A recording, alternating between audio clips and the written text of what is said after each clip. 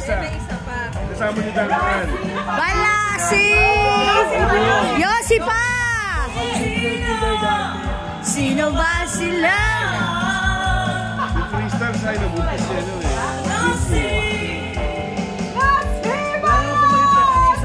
Oh yeah! Maganda kasi sa banda may babae. Sino ba sila?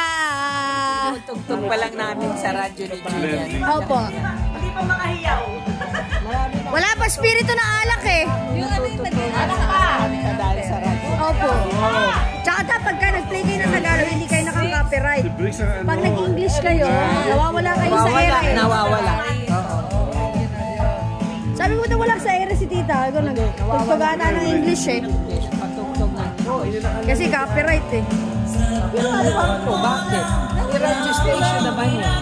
Siguro kasi baka sa Facebook mo. Yung fan page mo baka hindi registered. Oh, hindi. Kaya nga, yung Facebook ko, Kailangan yung, anong pangalan ng radio station na? yung 89. Dapat yung Facebook page na 89.9. Meron, pero hindi ko alam gamitin. Dapat yun ang gagamitin nyo.